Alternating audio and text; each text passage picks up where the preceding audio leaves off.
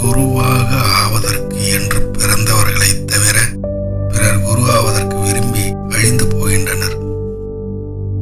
இவ்வுலகம் மாபெரும் பயிற்சி கூடம். நம்மை வலிமைப்படுத்திக் கொள்வதற்காகவே நாம் இங்கு வந்திருக்கிறோம். நூல்களை கற்காமலேயே குருவின் அருளால் சீடன் அறிஞனாகிறான். 1000 விதமாக உண்மையை கூறலாம், அவை ஒவ்வொன்றும் உண்மையே. இப்போது இருக்கும் வாழ்க்கையில் முழு நிலையை அடைய முடியாது என்றால் வேறெந்த மறு வாழ்க்கையிலும் முழு நிலையை அடைய முடியும் என்ற உத்தரவாதம் இல்லை. எனது உடலை விட்டு நான் வெளியேறுவதை விரும்பினாலும் என் பணியை விட்டு நான் வெளியேற விரும்பவில்லை.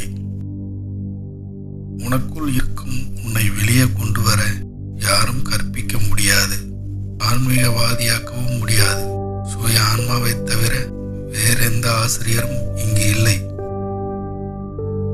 பலவீனத்தை சக்தியாகவும் உணர்ச்சியை அன்பு போலவும் கோழைத்தனத்தை வீரம் போல காட்டவே எப்போதும் நாம் முயன்று வருகிறோம். உண்மைக்காக எதையும் துறக்கலாம், ஆனால் உண்மையை எதற்காகவும் துறக்கக்கூடாது. எவன் ஒருவன் இவ்வுலகில் எதற்காகவும் அலைக்கழிக்கப்படாமல் இருக்கிறானோ அவனே மரணமில்லாத நிலையை அடைந்தவன். மனிதன் இறந்ததும் பின் சொர்க்கத்துக்கு போகிறான் என்று சொல்வது அறியாமை. இங்கே யாரும் வருவதும் இல்லை, போவதும் இல்லை. அனைத்து ஆன்மாக்களும் ஒரே புள்ளியாக